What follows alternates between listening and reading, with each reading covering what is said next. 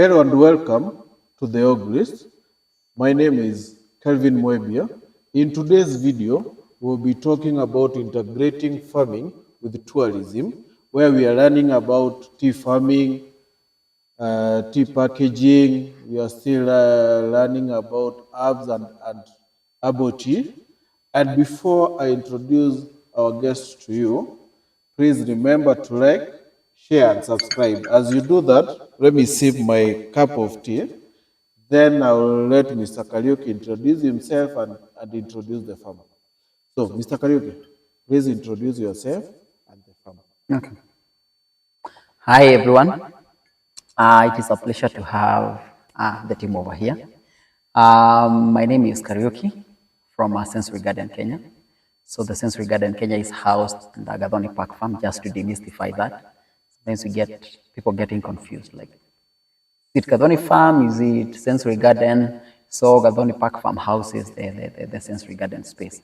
And ideally what we do, we are an agritourism segment. So we are trying to combine farming and tourism. So if you merge the two, what you get is an agritourism segment. So we take people around for tea tours. We take people around for nursery tours. We take people around for greenhouse tours. We take people for an animal interaction zone tour. We take people for a sensory garden tour, and then eventually we have a tea tasting session, like the one that we are having currently. Yep. Thank you. To begin with, I'll start saying that we have quite a number of clones in our tea plantation. We have about 3 clones of tea that we have. We have the BB35. Yes. I might have forgotten the other 2 varieties, the other 2 clones, yes, but possibly I'll just remember them towards the end of the interview. Yeah? Yes. Yes. So mainly what we do is green leaf, as you can see in the farm. Yes. So this is the most predominant kind of tea cultivar that we have in Kenya. Yes. Unlike the other farms that have resorted into doing purple teas, we are still doing the green leaf. Yeah. So yes, it is still our main specialty. Yes. Yes. Maybe just to give a bit of context about tea, as a rule of the thumb, yes, we maintain very high standards of our tea when it comes to harvesting.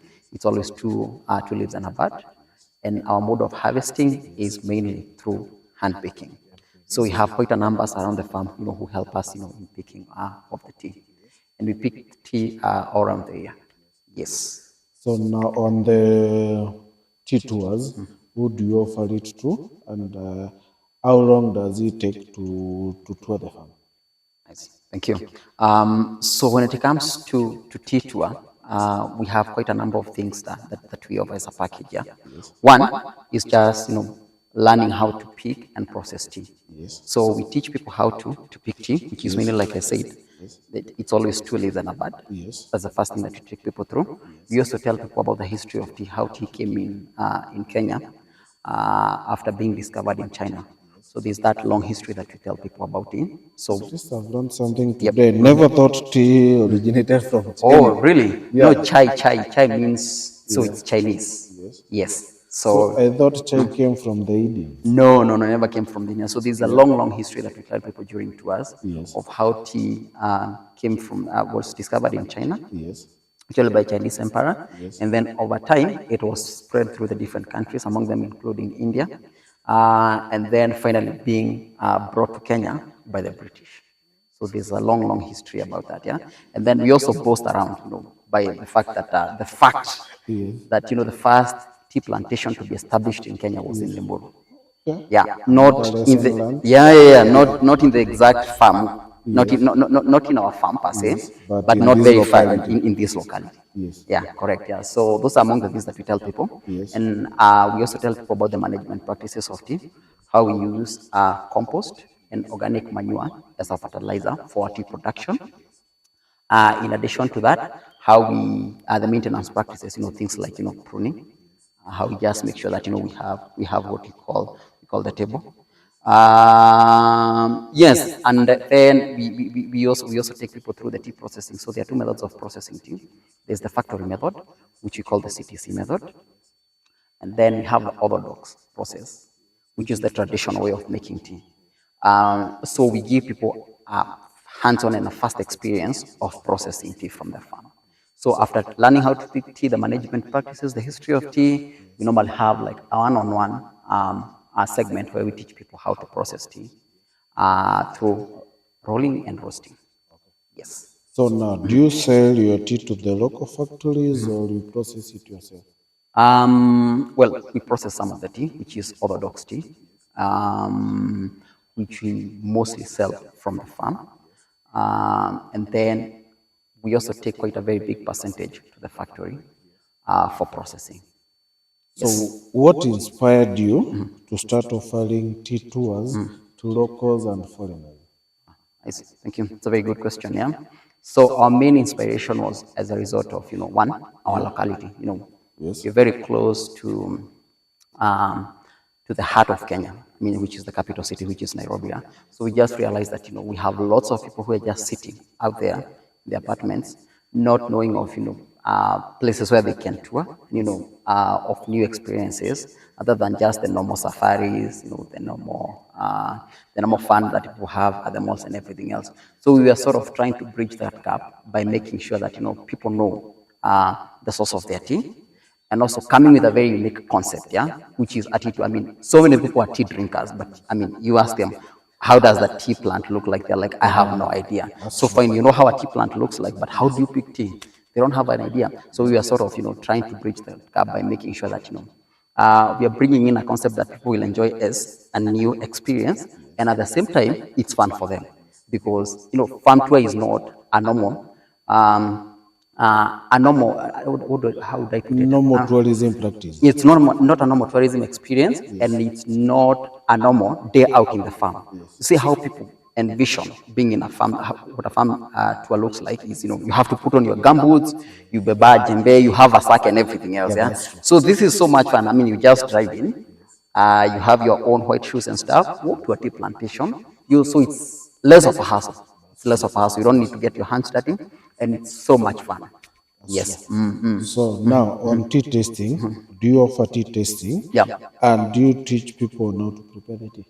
Yes, we do. So for tea tasting, I'll avoid saying the kind of teas that we prepare because I'll also be explaining that in a different segment. But just to mention, we have two categories of teas. So we have what we call herbal teas. Those are from our sensory garden, which you guys will be seeing in a different segment. And then we have what we call specialty teas. So specialty teas are the orthodox teas that we prepare from the farm. And we have three of them. So we have what we call oolong teas, we have green tea, and we have black tea. Yes. So we give people a chance to taste that, and then we explain to them how to prepare it. Because I mean, it's such a simple concept. You just need to boil water and then steep it into water for like 5 to 10 minutes, depending on how conky you want to have it. And then you just take it. My cameraman wanted to taste. Maybe you'll give him a chance. Yeah, he's definitely going to have a chance. He can also carry a packet back at home, yeah? Yes. Okay, let's move to something else. Yep. Okay, let's visit. Maybe we are going to the greenhouse, the veg garden. Yes. So we go to the vegetable section where we do organic veggies. Yes.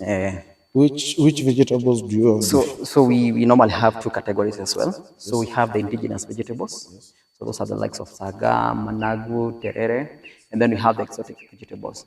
So the basis of our greenhouse, well, I would say, well, we have about maybe 3 or 4 philosophies behind that greenhouse. Yeah. So one of them is aesthetics. Yes. So we wanted to be, a very modern greenhouse, not your kawaida greenhouse that has the conventional drip lines. Yeah, drip lines running from end to end. So we just to counter that. So what we've done is to have colorful plants, so the likes of the jasmine dripping all over, and then maybe also having a bit of lavender just to give it more color. And then on top of that, we also wanted to have like our factor.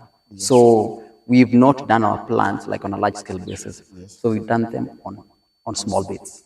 Yes. Let's go and Yeah, see. let's go and take a look at that. So, Mr. Kariuki, I want you to explain to us what inspired you to start greenhousing. We had this greenhouse. We've had the greenhouse for quite some time. Yes. To be honest, it's only that we've changed the outlook. Yeah.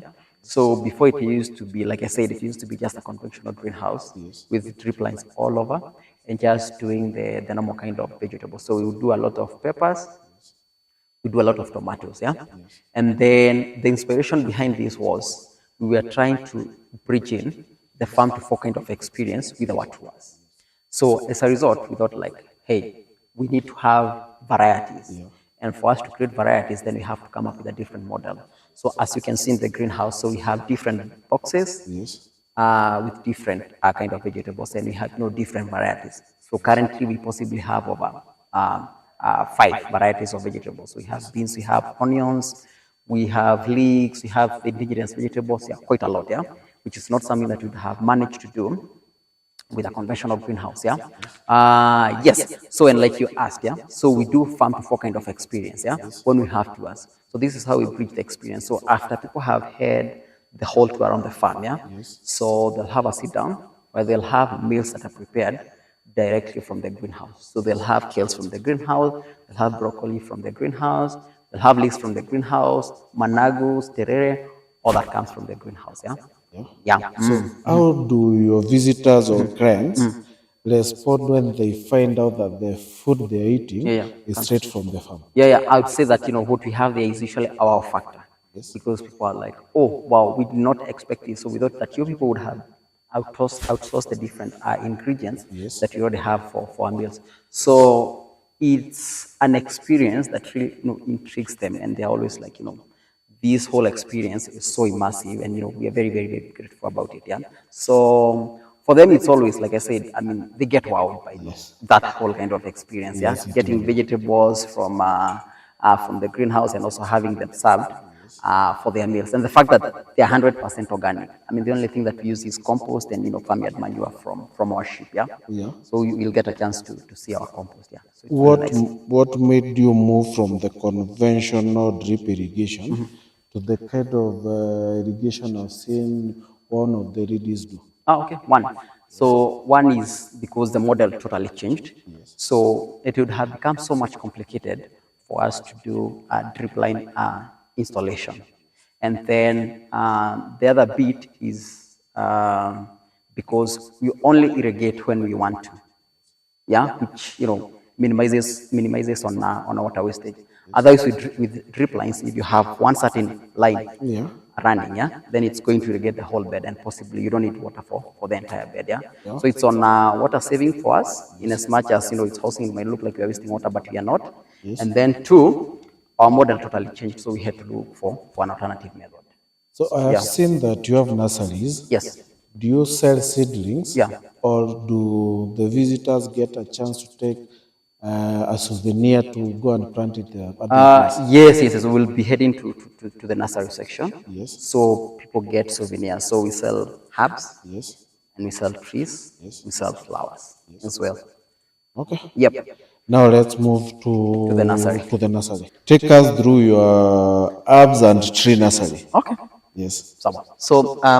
So this is our herbs and tree section. Yes. We normally call it a propagation area. The reason as to why we call it a propagation area is because this is where we get all our seedlings from for the sensory garden, and also the many trees that you can see around the farm. Yeah. Yes. If we just talk about the trees, I'm really happy to say that we plant over 3,000 trees annually within the farm. So you're following whatever the president is saying. Yes. So how many trees did you plant on the 10th? On the 10th, we possibly did over 1,000 trees. Yes. Yeah, because we just had a small group that came over, Yes. and then we did lots of trees. So can you tell me the herbs that are in the nursery currently? Yep. And can I buy them from you and Yeah. take them with me as a souvenir? Correct. Yeah. So we have different kinds of herbs and flowers within the nursery, apart from the trees. Yeah. So when people come for the farm tour, so they plant herbs and flowers of their choice. Yes. So just to show you, so this is lavender. Or the cuttings? Yeah, the cuttings. Yeah. Yes. So it's French lavender. Yes. And then we also have some rosemary seedlings. Okay. And then we also have some flowers over here that we call irisines. Yeah. Yes. So when people come, we show them how to use compost Yes. and soil Yeah. to plant herbs and flowers. And whatever it is that they plant during the tour, they carry those ones back at home with them for free. Okay. But in the event that you want extra seedlings, Yes. we also offer a chance for you to buy from our nursery. Yes. So we have a long list of herbs. Maybe just to mention, we have the likes of lemon verbena, we have mints, we have lavenders, we have sages, we have lemon balms, We have ajuga, we have majoram.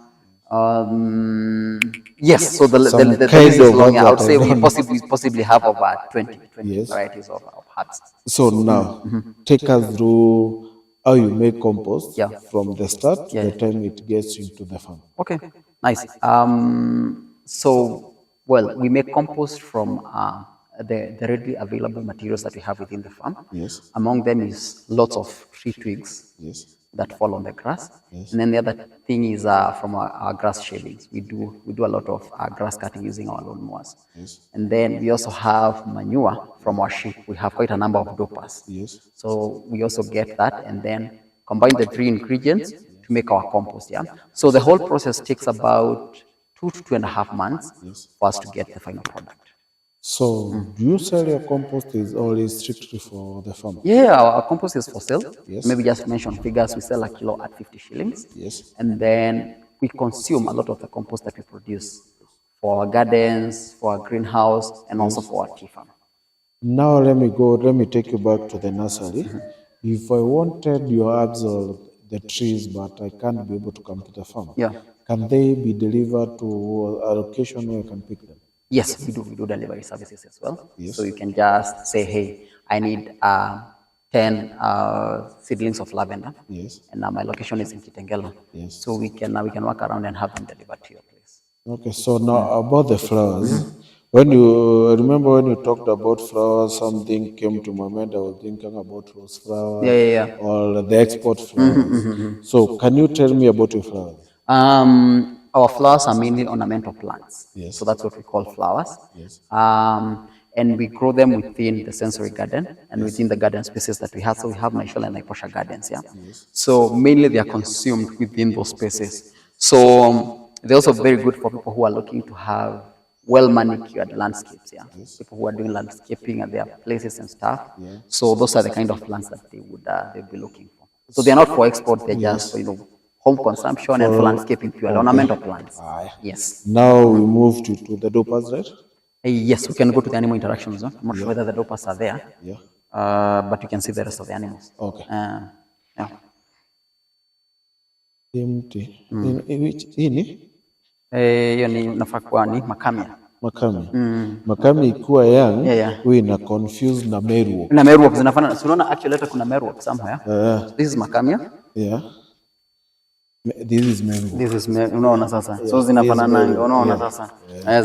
Zinafanana Which sana. one is this? Si hii ni mutamayo. This is mutamayo. Mutamayo. Ni vizuri kujua miti. That is mutamayo there. Huko nikitoka huko. Yeah. Now carry some cuttings of lavender. Okay. Yeah. I have seen you have chicken, you have geese, you have sheep, and you have told me this is called the animal integration area. Yeah. What's the purpose of it? So the whole idea behind the animal interaction zone is to excite kids. Yes. So I mean you can still call it like a kids corner. Yes. So we have different domestic animals. So we have some sheep, geese, some chicken, some bunnies, some domestic pigeons. Yeah. Yes. So the whole idea behind this is enlighten kids on the different domestic animals. One is on the sound that they make, and two on the products that we get. For instance, what sound does a sheep make? Yes.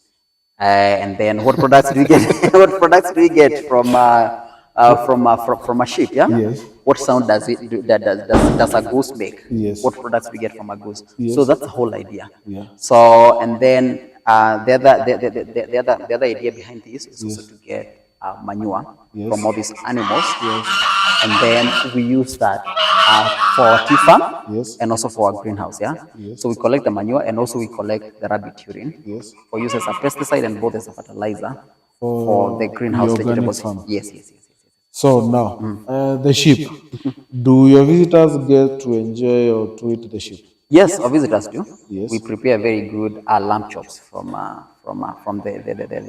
dopers that we have. Yes. And we also give people a chance to to buy the sheep. If you have a small sherehe coming up, we are heading to the busiest part of the busiest season of the year of Christmas and those holidays. Yeah. So we also give people a chance to buy the dopers.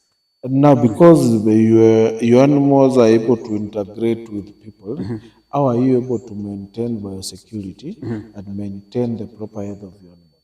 Okay. One, just to prevent these, so the diseases that can be contracted from animals, Yes. and then they're transmitted to people. I think, And if I vice remember, it's, versa. yeah, and vice versa. Yes. I think it's called nosocommune or something. Well, I don't remember. I'm not an animal expert, but I think it's Yeah. nosocommune and stuff. Yeah. Yes. So what we do is to have routine checkups Yes. for veterinary. So we have our own trusted vets Yes. who come to our farm on a monthly basis. Yes. So they'll inspect all the animals just to make sure that, there are no existing diseases. Yes. Yes, and the animals are not at any risk. So, are your animals zero grazed or you have paddocks where they are added? So for the sheep, Yes. it's free range. Yes. So they eat from the tea plantation Yes. and also from the different lawns that we have within the farm. Yes. Yeah, yeah. So it's an open grazing. Can you tell us more about your products? Okay. Thank you, Kevin. So welcome to our almost final segment of the tour. So we have about 4 categories of products over here. So among them are the teas. So this is tea made from the farm. And this is factory tea. So we call this the CTCT, meaning that it has undergone the farm process, the factory processing, and then for it to be packed. So we pack that from the farm. So it's processed at the factory, and then we pack it from our farm. Yeah. So this is CTCT, So, the national tea, yes, this one. and it's How black much? tea. Black tea. Yeah, yeah. So, how much do you sell it? So it goes for 500 shillings 500 shillings for for 120 grams. 120 grams. Yes. So, this one is the majani chai that Yes, it's the one that we are talked about. picking. Yes. It went through the factory processing, brought back to the farm, then we package that from the farm. Yes. No, it's the same. This one. No. So that one is another category. Yes. You remember I mentioned that we do orthodox tea making, yeah? So this is among what we prepare from the farm, yeah? Yes. So this is called green orthodox tea. Green orthodox. It is loose leaf, yeah? So this is 25 grams. It goes 4,000 shillings. Is it the normal majani chai? Yes, the normal majani chai that has gone through orthodox making process. So what that means is that we've roasted the tea and rolled it. Yes, from the farm, yeah? Yes. Mhm. Then we move to this, the black one. So this is black orthodox tea. Yes. So it's just similar to What the green tea. difference Yeah? between the green and black? So the difference between these two is in their mode of making. So this one has gone through oxidation. This one is not oxidized. Yep. How much for? So it also goes 4,000 shillings. Yep. Now this one I don't know either to call it gold or platinum. Maybe gold, yeah? So this is called loose leaf or long tea or long orthodox tea, yeah? Prepared through the same process as the rest, like I mentioned. And then the difference between this and the two is that it is slightly oxidized. Slightly oxidized. Slightly oxidized. It is called oolong tea. So now let me ask you, the oxidation process, what does it change the taste or what does it change? Yes, one, it changes the taste, and then two, it has an effect on what we call antioxidants. So the more you oxidize your tea, the less the antioxidants. So it's like, how do we call it? Strawberries. Yes, strawberries are yes, I mean it's a similar concept, yeah, in terms of the component, the component of antioxidants, yeah. So maybe just to mention why antioxidants are important. So this is green loose leaf tea. So for people who are looking to cut on weight, yes, like you if you want to, then this is the best tea for you. The green loose leaf tea. Yes. Okay. Yeah, and then if there are those people, there are those people who those people who have some sort of addiction. Like in the morning they need to take a cup of tea. This is the best tea for them. Black tea. Black loose leaf tea, yeah? So in terms of concentration, this is CTC black tea. This is loose leaf black tea, yeah? So this is highly concentrated as compared to this. So now the problem is, let me ask, in Kenya we are used to taking this tea, Yes. which we sell it at a lower price than this one. Yep. But we later import this from outside instead of this. Yeah, so that happens. Now we are sort of trying to bridge that gap.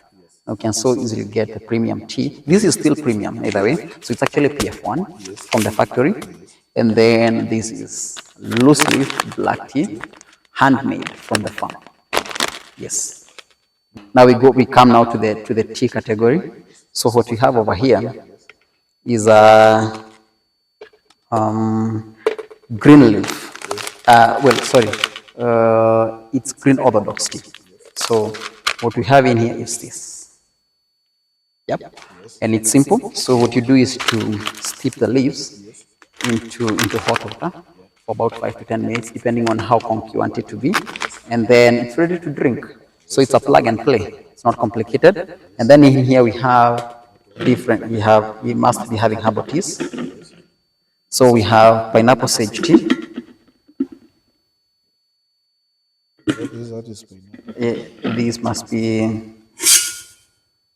This must be lemon verbena. Running a kind of different teas today. Yeah, and then lemongrass tea. And then I'm sure we also have the CTC black tea somewhere, but it must be the one. Yeah, this is the normal black tea. Normal black tea. Yes, the normal black now tea. These herb teas. Yes. Herbal teas, sorry. Yes.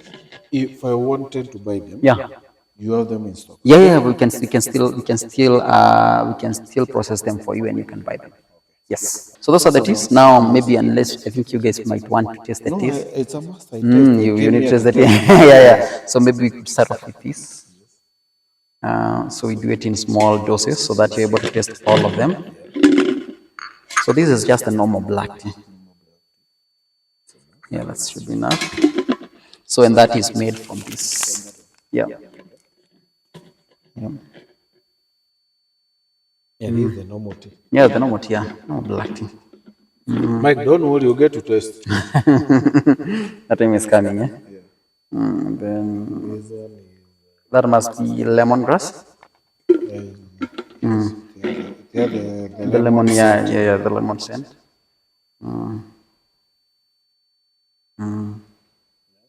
This one, is it used also for slimming? Partly yes. Yeah. But not as green tea. So that must be lemon verbena. Lemon verbena, even the color is different. Yeah, it's different. Kind of brownish pink. Yeah, exactly. Yeah.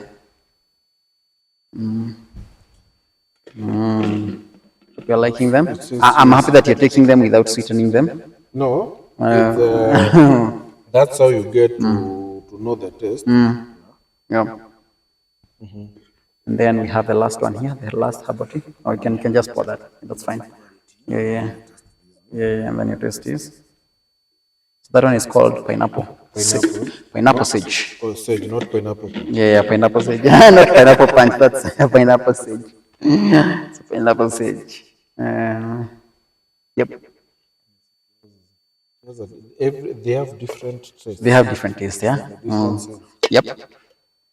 Then finally we have the loose leaf tea. So this is green tea. Green tea, yeah.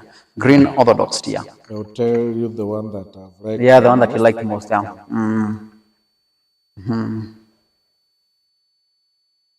This one tastes like the normal. Do you remember your grandmother's tea? Yeah, the one that has even some smoke coming from the kitchen. Yes, that's what this one tastes like it's very much different from this from that one, isn't it? Yeah. Because it's loose leaf tea. Yeah. Like I said, it has undergone different processing, Yes. including roasting and rolling on a It has pan. even a very rich flavor. Yeah. Yes. Very good for slimming. Very good for slimming. Yeah, this one reminds me of my grandmother, but I like the lemon. The lemongrass. The lemongrass. Okay.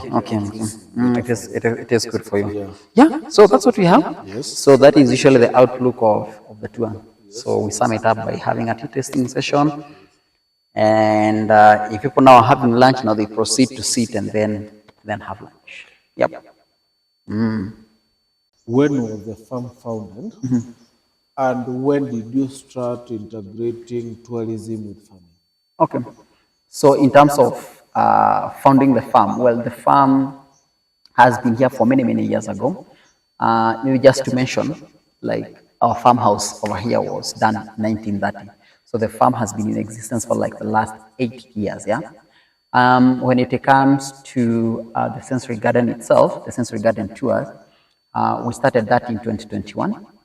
Um, but then what we just saw from the visit that we just had wasn't what was happening back in 2021. So we used to do vegetables, which is something that we phased out. And then our focus is not just doing vegetables on a small area in the greenhouse, yeah?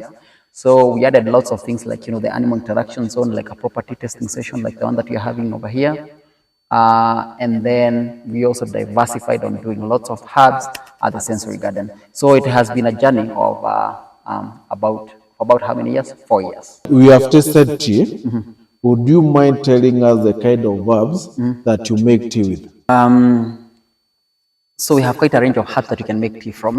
Yes. But as of now, we've zeroed down. Yes. We've narrowed down to only 3 kind of herbs that we prepare tea from. Yes. One is the lemongrass tea. Yes. We have the lemon verbena tea. And then we also have the pineapple sage tea. Yes. Yep. So for those teas, do you teach your visitors on how to blend them and get to able to make tea? And I've also seen that you have some spices like lemon and oregano. Do you make spices? Yeah. Okay. Yes. So in terms of the teas, we don't take people through the actual process of making them. Yes. But we mention in passing, like, how did you guys, out of curiosity, like you saw the pineapple sage tea Yes. is pink in color. Yes. So someone will be curious and they're like, so did you guys add some food additives? Is there some food color into this or not? Yes. And then we're like, okay, no, we're very transparent in our process. So what we do is to just harvest the fresh vegetables and then steep them into some hot water Yes. for X amount of time, and then we serve it fresh. So technically we take people through the processing bit, but in passing. Yes. Yeah. On the spices like rosemary and oregano, do you make spices? Yes, we also make spices Yes. from the sensory garden. Yes. And how we make the spices is just through sun drying. So we have a simple dryer at the greenhouse. Yes. We just harvest the lemongrass, the lemon verbena, the lavender, the marjoram, the lemongrass. Yes. And eventually what we do is to dry them for like a week or so, depending on how the weather looks like. Yes. And then we crush them and then we package them for sale. Now let me go to the animal interaction. Yeah. What are the responses when kids get to interact with chicken, goats, and your bunnies?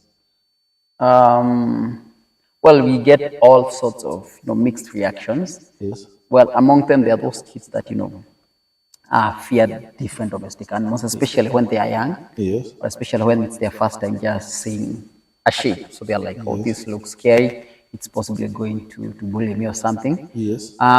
We have bunnies, which are so cute either way. So, kids like cuddling with, those kind of animals. Yes. We have chicken, which are very friendly. So kids really enjoy feeding them. Yeah. Thank you for being with us. Thank you more to Mr. Karaoke. And I hope you get to visit Naiposha and Naishola and get even to have tea tours and tea tasting to get to know what as a country we can be able to offer. I'll sign out, and as I sign out, please remember to like, share, and subscribe. Let me have my tea and not the Obale tea. Okay, thank you.